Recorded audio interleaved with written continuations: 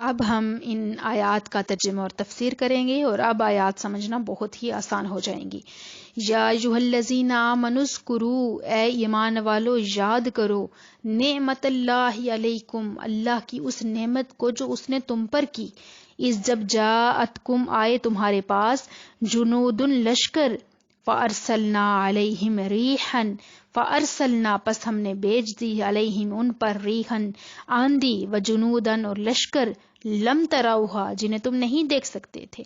اب احسان کو جتلایا جا رہا ہے۔ اے فرزندان اسلام، کیا تم اللہ تعالیٰ کے اس انعام کو فراموش کر سکتے ہو جو اس نے اس وقت تم پر کیا جب عرب کے سارے قبائل ایک لشکر جرار کی صورت میں تم پر حملہ آور ہوئے تھے، اور ان کے مقابلے میں تمہاری تعداد بہت کم تھی، تمہاری مالی حالت بہت کمزور تھی، تمہاری صفوں میں منافق گھسے ہوئے تھے۔ اس وقت اللہ نے آندھی بھیج کر اور ایسی فرشتوں کی فوج بھیجی جنہیں تم تو نہیں دیکھ سکتے تھے، مگر جن کے نعرہ تکبیر سے کفار کے دل دہل گئے اور ان کے اوسان خطا ہوئے، اور وہ ذلت آمیز پسپائی پر مجبور ہو گئے۔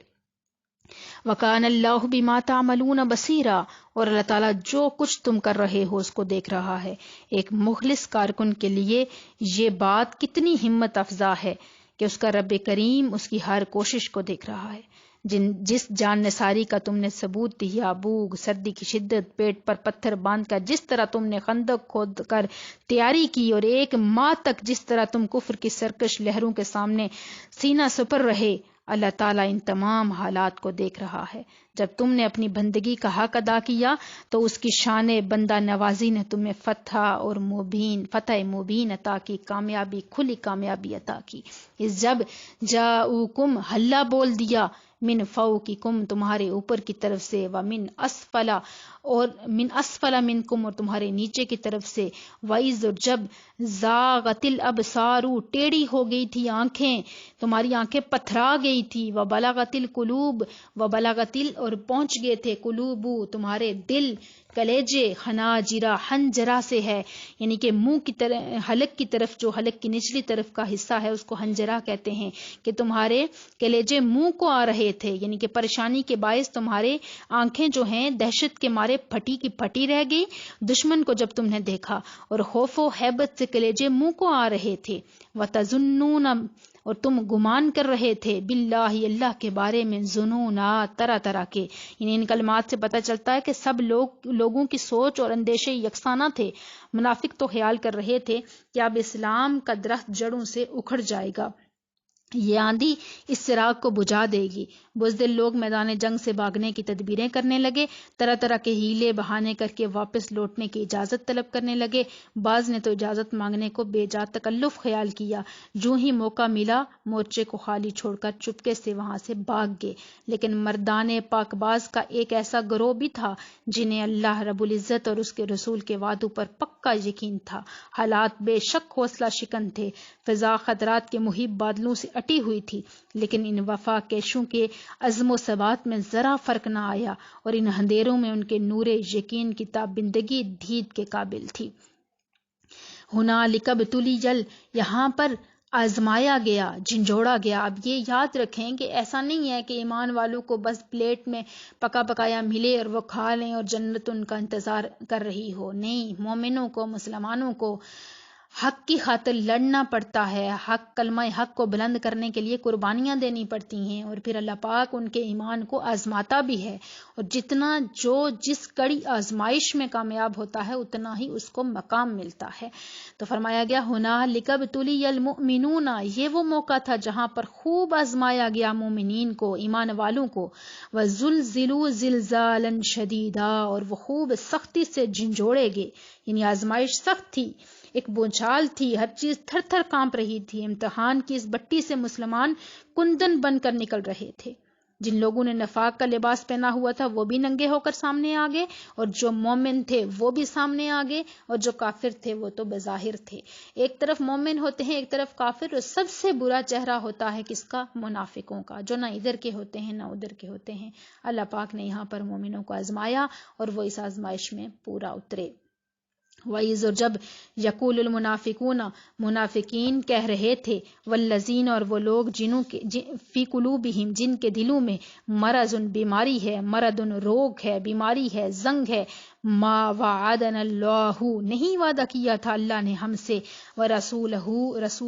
اس کے رسول نے، الا غرورا مگر صرف دھوکا۔ اور منافق دل میں خوش بھی ہو رہے تھے کہ اچھا ہوا مسلمانوں کی بربادی کی گھڑی آ گئی جس کا وہ بڑی بےتابی سے انتظار کر رہے تھے۔ انہوں نے سرگوشیاں کی اور پھر لوگوں کے سامنے بربلا کہنا شروع کر دیا کہ وہ فتح اور کامیابی کا وعدہ کہاں ہے جو اگلے روز یہ خوشخبریاں سنائی جا رہی تھی کہ تم کیسر و کسرا کے ممالک فتح کرو گے، آج مدینہ میں اپنی جان کے لالے پڑے ہوئے ہیں، وغیرہ وغیرہ اس طرح کی باتیں۔ یہ منافقین کا ہمیشہ طریقہ ہوتا ہے کہ وہ پریشانی کے وقت جو ہے انسان کو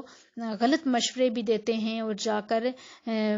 غلط راستے کی طرف راغب کرنے کی بھی کوشش کرتے ہیں۔ یہ منافقین کا ہمیشہ سے طریقہ رہا ہے۔ ہم جب حق کے راستے میں ہوتے ہیں تو ایسے بہت سے لوگ ہیں جو ہماری سپورٹ کرتے ہیں، ہمارا تعاون کرتے ہیں، ہماری مدد کرتے ہیں، تعاونوا علی البر کے تحت وہ نیکی میں ہماری مدد کرتے ہیں، مگر کچھ ایسے ہوتے ہیں جو جا کر یہ کہتے ہیں کہ فضول کام کر رہی ہو، اس کا کوئی مقصد نہیں ہے، نہیں کرنا چاہیے، مگر ہمیں اپنے دل کو استقامت کے ساتھ ایمان کو مضبوط کرتے ہوئے سیدھے راستے پہ چلتے رہنا چاہیے۔ تو انہوں نے مسلمانوں کو، منافقین نے جو ہے طعن و تشنیع کا ہدف بنایا کہ اب کہاں گئے تمہارے وعدے وغیرہ وغیرہ۔ اور پھر وَإِذْ قَالَتْ طَائِفَةٌ، ایک جو جماعت تھی وہ یہ کہہ رہی تھی، منہم ان میں سے،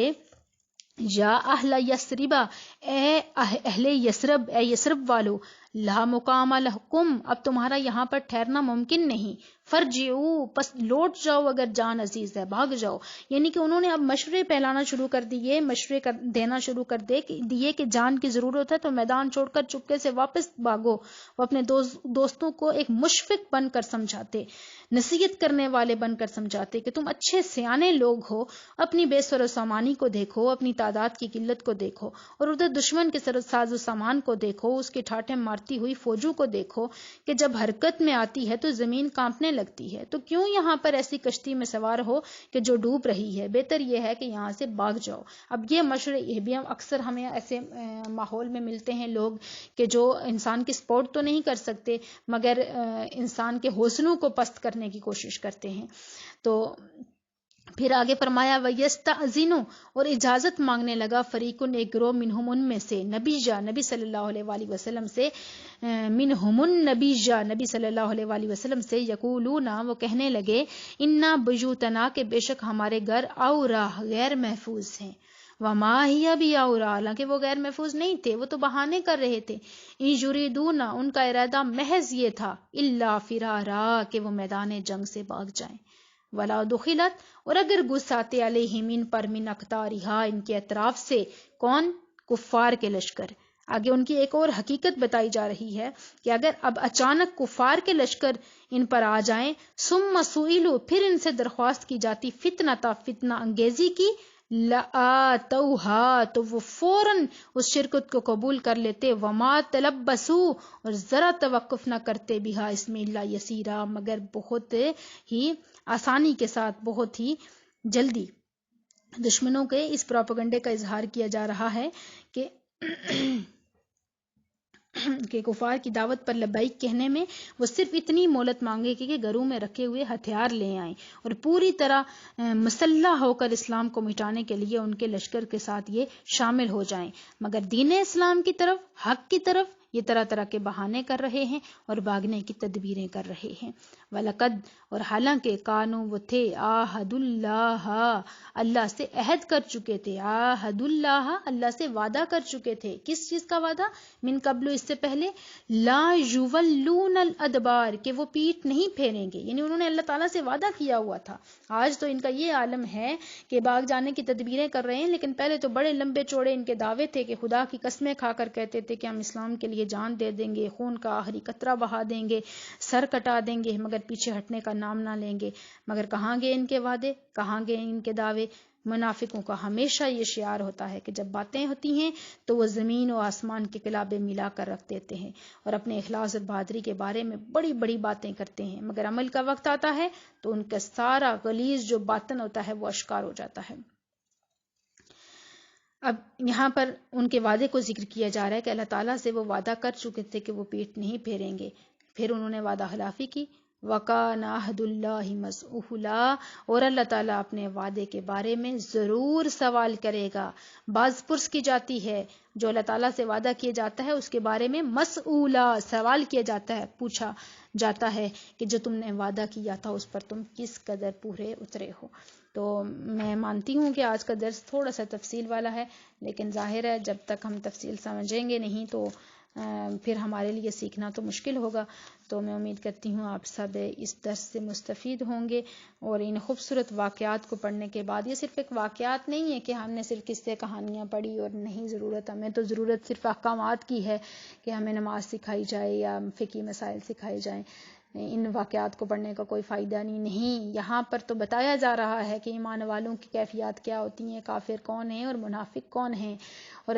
حق والوں کا ساتھ اللہ کیسے دیتا ہے اور باطل والوں کو اللہ کیسے مٹاتا ہے، اور یہاں پر ہی تو ہمیں ایمان کی لذت محسوس ہوتی ہے۔ تو ان واقعات کو میرے خیال میں آپ سب کو لائٹ نہیں لینا چاہیے، بلکہ ان کو پڑھنے کے بعد اپنے ایمان کا محاسبہ کرنا چاہیے، اور یہ بھی سوچنا چاہیے کہ ہمیں کتنی مشقتوں محنتوں کے بعد یہ دین پکا بکایا خوبصورت کتابوں کی صورت میں لائبریری میں رکھی ہوئی یہ کتابیں ہمیں ملی ہیں۔ ہمارے بڑوں نے کتنی مشکلات کاٹی ہیں، ہمارے بڑوں نے کتنی قربانیاں دی ہیں، کتنے خون اس اسلام کے درخت کی جڑوں میں ان کی آبیاری ہے، خون سے انہوں نے اس درخت کو جو ہے بڑا کیا ہے، کتنوں نے اپنی جانوں کے نذرانے پیش کی ہے۔ تو ہمیں اس عظیم عظیم نعمت ایمان کی، اسلام کی قدر کرنی چاہیے، جو ہمارے بزرگوں اور ہمارے بڑے ہی پیارے لوگوں کی قربانیوں کے بعد ہم تک پہنچا۔ اللہ رب العزت آپ کا حامی و ناصر ہو۔